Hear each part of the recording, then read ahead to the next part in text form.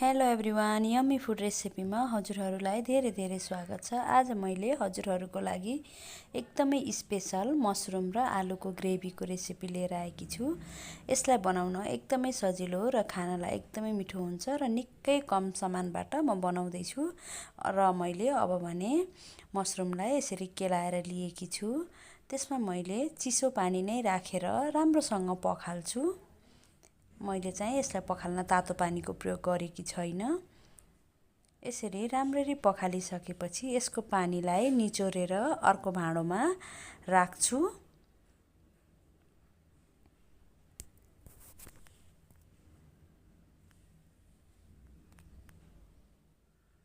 यसरी बिस्तारै थोरै थोरै गरेर सबै मसरुमलाई निचोरेर अर्को भाँडोमा राख्छु।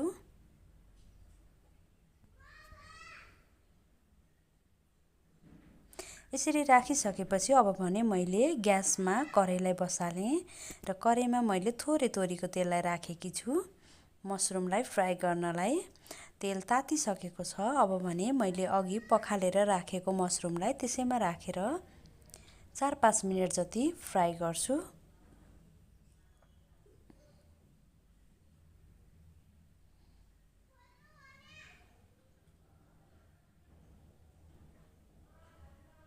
यस्तै पुरा भिडियो हेरेर लाइक, कमेन्ट र सेयर गरिदिनु होला है।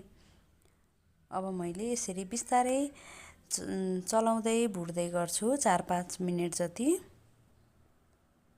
अब भने हाम्रो मसरुम लगभग फ्राई भइसकेको छ। अब भने मैले अन्य तयारी गर्छु। पिस्नको लागि मैले लिएकी छु टिमुर, लसुन, अदुवा र हरियो खुर्सानी। मसरुममा चाहिँ टिमुर एकदमै इम्पोर्टेन्ट हुन्छ र मैले पिसी पनि सकेँ। अलिअलि खस्रो बनाएर पिसेकी छु र अघि भुटेको मसरुमलाई एउटा भाँडोमा निकाल्छु।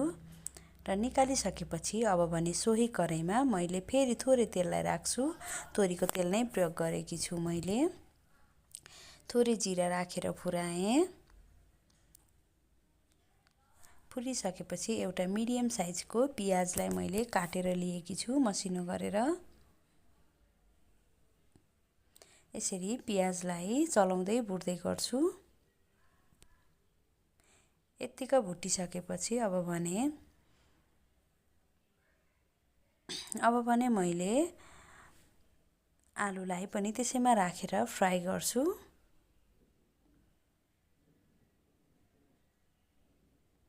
मैले आलुलाई एकदमै रातो हुन्जेलीसम्म भने भुट्दिन। एकछिन आलुलाई पनि 4-5 मिनेट जति भुट्छु हाई हिटमा।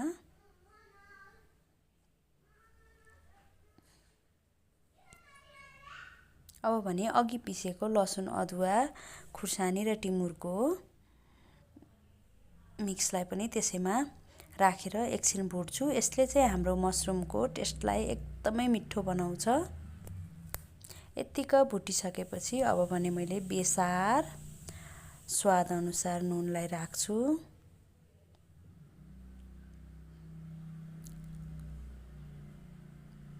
धनिया पाउडर, जिरा पाउडर र मैले गरम मसलालाई राखेकी छु। र यसलाई पनि मैले एकछिन चलाउँदै भुट्दै गर्छु।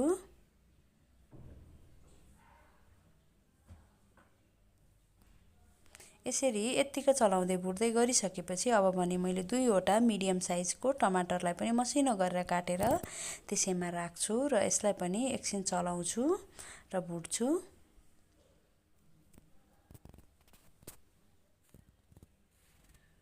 अब भने यसलाई मैले एकछिन छोपेर पनि पकाउँछु। 4-5 मिनेट जति छोपेर पकाउँछु र 5 मिनेट पनि भइसकेको छ।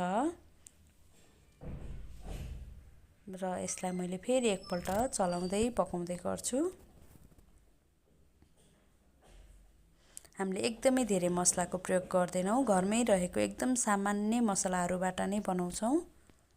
यसरी बनाउँदा पनि हाम्रो यो ग्रेभी मसरुम र आलुको एकदमै मिठो हुन्छ। र मैले अघि फ्राई गरेर राखेको मसरुमलाई पनि त्यसैमा राखेर पकाउँछु।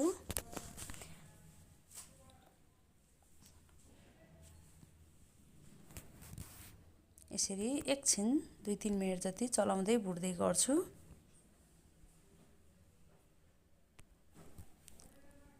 यतिकै भुटिसकेपछि अब भने मैले आवश्यकता अनुसार पानीलाई पनि राख्छु।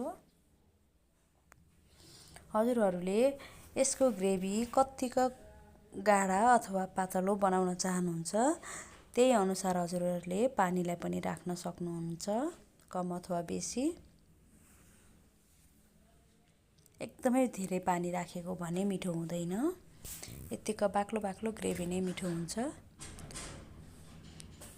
अब मैले फेरि 4-5 मिनेट छोपेर पकाउँछु। र 5 मिनेट भइसकेको छ। हाम्रो तरकारी पनि रेडी भइसकेको छ। अब भने मैले हरियो धनियाले गार्निसिङ गरेँ। हाम्रो आलु र मसरुमको च्याउको ग्रेभी रेडी भयो। यस्तै पुरा भिडियो हेरेर कस्तो लाग्छ लाइक, कमेन्ट र सेयर गरिदिनु होला है। र यस्तै नयाँ नयाँ भिडियोहरू हेर्नको लागि हाम्रो च्यानललाई सब्स्क्राइब पनि गरिदिनु होला र छेउमा रहेको बेल आइकनलाई प्रेस गर्न पनि नबिर्सिनु होला। अब भने यति भन्दै अब मैले एउटा कचौरामा सर्भ गर्न लागेकी छु।